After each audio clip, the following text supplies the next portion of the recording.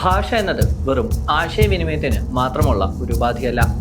ഒരു ജനതയുടെ രക്തത്തിൽ അലിഞ്ഞു ചേർന്നിട്ടുള്ള അവരുടെ സംസ്കാരത്തിന്റെ ഭാഗമായിട്ടുള്ള ഒന്നാണ് മാതൃഭാഷ.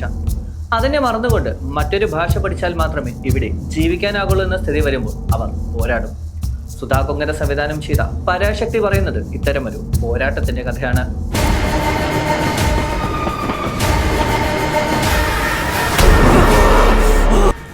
1959-64 കാലഘട്ടത്തിൽ തമിഴ്നാട്ടിൽ ഹിന്ദി അടിച്ചേൽപ്പിക്കലിനെതിരെ നടന്ന വിദ്യാർത്ഥി പ്രക്ഷോഭത്തിന്റെ കഥ ഏച്ചുകെട്ടലില്ലാതെ അവതരിപ്പിക്കാൻ അണിയറ പ്രവർത്തകർക്ക് സാധിച്ചിട്ടുണ്ട്. കേന്ദ്ര ഗവൺമെന്റ് ഔദ്യോഗിക ഭാഷയിൽ നിന്ന് ഇംഗ്ലീഷിനെ എടുത്തു മാറ്റി പകരം ഹിന്ദി മാത്രം കൊണ്ടുവരുന്നതിനെതിരെ പോരാടുന്ന പുറനാനൂറ് പടയെ കാണിച്ചുകൊണ്ടാണ് സിനിമ ആരംഭിക്കുന്നത്. അന്നത്തെ പോരാട്ടത്തിൽ കേന്ദ്ര സർക്കാർ മുട്ടുമടക്കിയെങ്കിലും പിന്നീട് അതേ നയം വീണ്ടും കൊണ്ടുവരികയും പോരാട്ടം തുടരുന്നതുമാണ് ചിത്രത്തിന്റെ പ്രമേയം.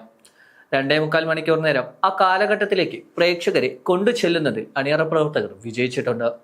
എന്നാൽ ഇത്രയും ശക്തമായ കണ്ടന്റ് അവസാനത്തിലേക്ക് എത്തുമ്പോൾ പ്രതീക്ഷിച്ച ഇമ്പാക്ട് കിട്ടിയില്ലെന്ന് തന്നെ പറയാം. ഹിന്ദി ഭാഷയെ ഒരിടത്തും സിനിമ എതിർക്കുന്നില്ല. സാധാരണക്കാരെ വരെ ബാധിക്കുന്ന തരത്തിലേക്ക് ഹിന്ദി അടിച്ചേൽപ്പിക്കുന്നതിനെ മാത്രമേ സിനിമ വിമർശിക്കുന്നുള്ളൂ. എന്നിട്ടും സെൻസർ ബോർഡ് പലയിടത്തും കട്ടുകളും മാറ്റങ്ങളും ആവശ്യപ്പെട്ടതെല്ലാം വാർത്തയായിരുന്നു. അതെല്ലാം മറികടന്ന് വെട്ടിക്കൂട്ടിയ പരാശക്തി പറയാനുദ്ദേശിച്ച രാഷ്ട്രീയം ശക്തമായി തന്നെ സംസാരിച്ചിട്ടുണ്ട്. റെയിൽവേ ജോലിക്ക് വേണ്ടി ഹിന്ദി പഠിക്കുന്ന നായകനെ ഇന്റർവ്യൂവിൽ ഹിന്ദി സംസാരിക്കാൻ അറിയില്ല എന്ന ഒറ്റ കാരണം കൊണ്ട് അയോഗ്യനാക്കുന്നു. ഇവിടുന്ന് സിനിമ മറ്റൊരു തലത്തിലേക്ക് മാറിയെന്ന് തന്നെ പറയാം. Interval block അതിഗംഭീരമായിരുന്നു.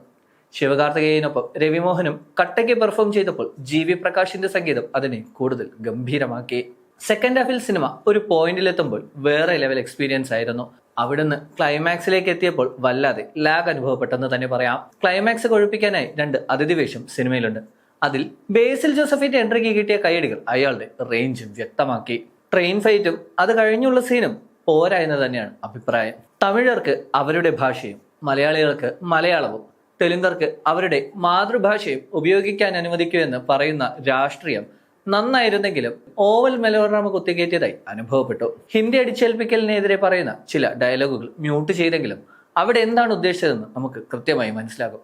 ഇത് കണ്ടപ്പോൾ കാര്യസ്ഥനിൽ ദിലീപിന്റെ ചെവി പൊത്തിയ ശേഷം സുരാജ് പറയുന്ന ബുദ്ധിപരമായ ഡയലോഗ് ഓർമ്മ വന്നു.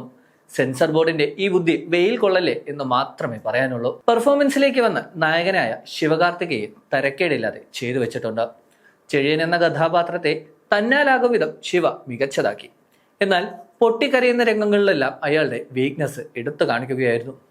വിദ്യാർത്ഥി നേതാവായിട്ടുള്ള ശിവയുടെ സീനുകളും ഡയലോഗുകളും കാണുമ്പോൾ അതെല്ലാം സൂര്യയുടെ കയ്യിൽ കിട്ടിയിരുന്നെങ്കിലെന്ന് ചെറുതായി ആഗ്രഹിച്ചു.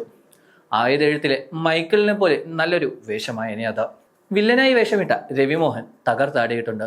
തിരുനന്ദൻ എന്ന കഥാപാത്രം മറ്റാർക്കും ചെയ്യാനാകാത്ത വിധം അയാൾ ഗംഭീരമാക്കി. ഇന്റലിജൻസ് ബ്യൂറോ ഉദ്യോഗസ്ഥനായ തിരുനന്ദൻ എങ്ങനെ വില്ലനായി എന്ന് കാണിക്കുന്ന ക്യാരക്ടർ ആർക്ക് മികച്ചതായിരുന്നു. 2 തല്ല് കൂടുതൽ കിട്ടണമെന്ന് ആഗ്രഹിക്കുന്ന തരത്തിൽ വില്ലനിസം കാണിക്കുന്നതിൽ രവിമോഹൻ വിജയിച്ചിട്ടുണ്ട്. അഥർവയുടെ ചിന്നതുര എന്ന കഥാപാത്രം മികച്ചതായിരുന്നു. എന്നാൽ ആ കഥാപാത്രത്തിന്റെ ഇമ്പാക്ട് വേണ്ട രീതിയിൽ പ്രേക്ഷകരിലേക്ക് എത്തിക്കാൻ സുധാ കൊങ്കരയ്ക്ക് സാധിച്ചിട്ടില്ല. ഒരിക്കൽ കൂടി ദുൽഖർ സൽമാൻ ഒഴിവാക്കിയ വേഷം ഇൻഡസ്ട്രിയിൽ ചർച്ചയായി മാറി. ശ്രീലീലയുടെ രത്നമാല എന്ന കഥാപാത്രവും മികച്ചതായിരുന്നു.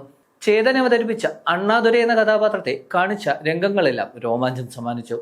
ത്രിഭാഷാ നയത്തിനെതിരെ അണ്ണാദുരൈ സംസാരിച്ച രംഗമെല്ലാം ഗംഭീരമായിരുന്നു. GV പ്രകാശാണ് ഇതിലെ മറ്റൊരു താരം. 100ാമത്തെ സിനിമ എന്ന മൈൽ സ്റ്റോൺ ഇത്രയും ഗംഭീരമാക്കാൻ സാധിച്ചതിൽ GVക്ക് അഭിമാനിക്കാം. ഇനിയും തമിഴ് ഇൻഡസ്ട്രിയെ ഇയാൾ ഞെട്ടിക്കുമെന്ന് ഉറപ്പാണ്.